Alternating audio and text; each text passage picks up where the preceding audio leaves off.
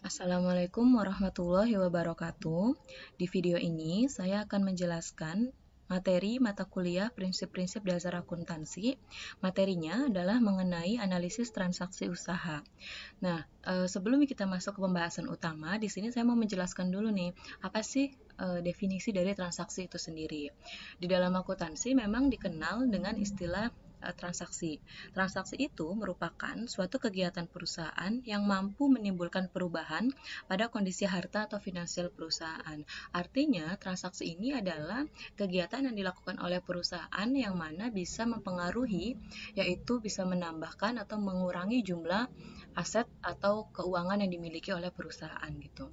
Nah, saya contohkan misalnya adalah ketika satu perusahaan itu membeli aset tetap, bisa gedung, tanah, kendaraan, dan sebagainya gitu. Itu nanti pasti akan mempengaruhi jumlah aset yang dimiliki oleh perusahaan. Kemudian bisa juga ketika perusahaan membayar gaji karyawan, itu juga pastinya akan mempengaruhi asetnya kan. Aset perusahaan pasti akan berkurang yaitu berupa kas ketika kas tersebut digunakan untuk membayar gaji karyawan. Kemudian saya berikan sebuah contoh dulu sebelum kita masuk ke pembahasannya. Misalnya di dalam sebuah supermarket itu biasanya yang kita tahu ya kalau kalian datang ke supermarket itu biasanya kan barang-barang tertentu itu dikelompokkan ke dalam satu barang yang sejenis.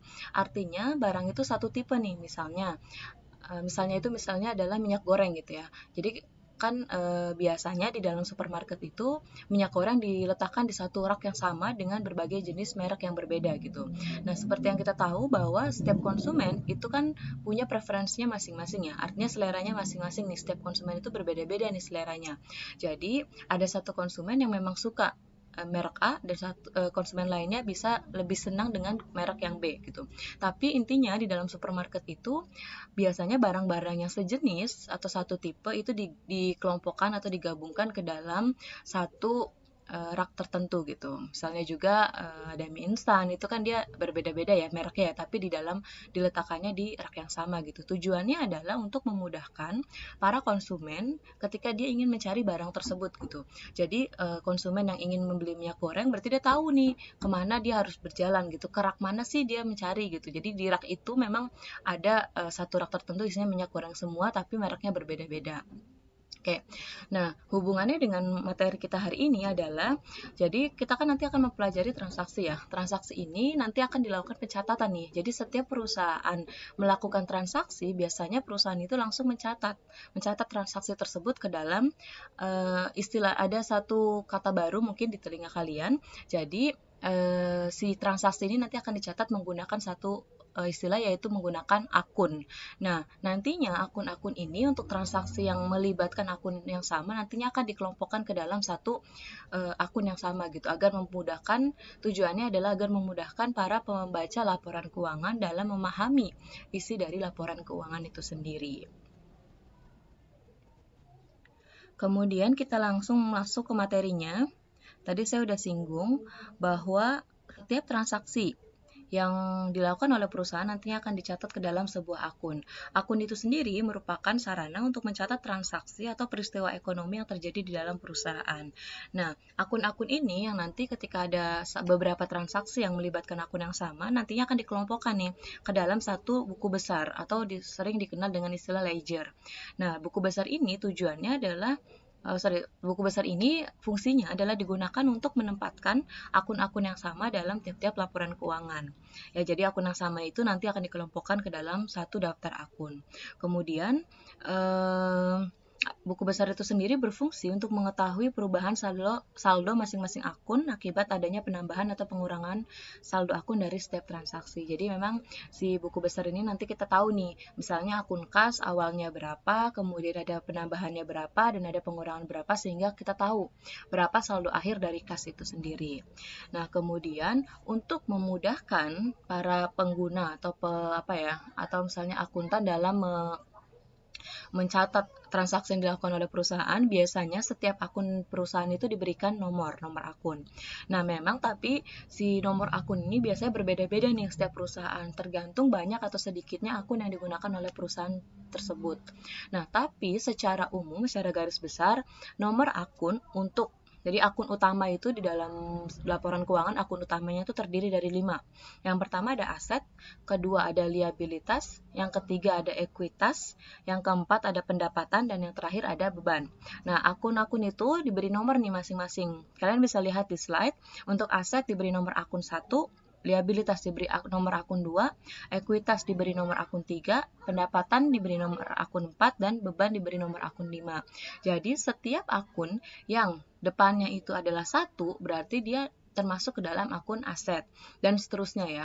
Karena memang dari akun aset ini nanti ada akun-akun lagi di bawahnya nih. Jadi ada banyak anaknya gitu. Jadi si aset itu kan istilahnya akun induknya gitu ya. Nanti ada akun-akun anaknya lagi di bawahnya. Tapi memang kalau kalian ketemu akun yang depannya 1, nomor akun yang depannya 1, berarti dia termasuk ke dalam aset. Misalnya ada akun yang depannya 4, berarti dia adalah akun termasuk ke dalam pendapatan. Oke. Selanjutnya kita lihat, ini adalah contoh untuk penomoran akun, tapi ini berbeda-beda ya setiap perusahaan, jadi tidak bisa disamakan. Tapi memang secara garis besar atau secara umum itu seperti ini. Untuk aset, kalian bisa lihat di situ ada contoh-contohnya, ada kas, piutang, bahan habis pakai, beban dibayar di muka, dan seterusnya. Itu kan depannya 1 semua ya. Itu menunjukkan bahwa akun tersebut termasuk ke dalam aset. Kemudian untuk liabilitas, depannya kan 2 semua tuh, ada utang usaha, nomor akunnya 2.1. Itu menunjukkan bahwa akun utang usaha ini termasuk ke dalam liabilitas, dan seterusnya sampai dengan di nomor 5 itu ada beban gaji. Akun beban gaji nomornya adalah 5.1. Hal ini menunjukkan bahwa beban gaji merupakan termasuk ke dalam akun beban. Kemudian kita lanjut ke saldo normal akun. Jadi saldo normal akun ini adalah saldo yang menunjukkan di mana sih posisi akun tersebut ketika bertambah. Oke, kita lihat untuk di bagian neraca dulu, itu ada aset. Jadi untuk aset, biasanya itu hampir semua aset itu ketika bertambah, saldo normalnya itu di debit. Jadi maksudnya saldo normal itu adalah saldo posisi di mana ketika akun tersebut nilainya bertambah. Jadi misalnya ada aset tetap, dia kan saldo normalnya itu di debit ya. Berarti ketika saldo si aset ini bertambah, maka dia posisinya akan ada di debit. Sedangkan kalau misalnya aset itu berkurang, kebalikannya nih. Berarti saldonya itu berkurangnya di posisi kredit kayak gitu. Yang akumulasi penyusutan ini saldo normalnya di kredit, berarti ketika bertambah dia posisinya di kredit. Sedangkan ketika berkurang akumulasi penyusutan ini adanya di debit gitu. Intinya gitu sih. Jadi kalau saldo normal itu adalah menunjukkan posisi di mana akun tersebut berada ketika bertambah gitu. Untuk saldo normal, ketika misalnya dia berkurang berarti tinggal kebalikan dari saldo normalnya. Oke, ini untuk lebih detailnya terkait dengan saldo normal akun ini, bisa dilihat di tabel yang ada di slide keempat, atau di buku juga ada, bisa dibuka di halaman 28. Nah, oh ya, sebelumnya saya kelupaan, jadi di sini akun itu ada yang namanya akun nominal dan ada yang namanya akun real. Kalau akun nominal itu adalah akun-akun yang berada di dalam laporan laba rugi. Jadi terdiri 2 nih. Akun nominal itu ada 2, yaitu ada pendapatan dan beban. Sedangkan akun real adalah akun-akun yang berada di neraca, yaitu ada 3. Ada aset, liabilitas, dan ekuitas.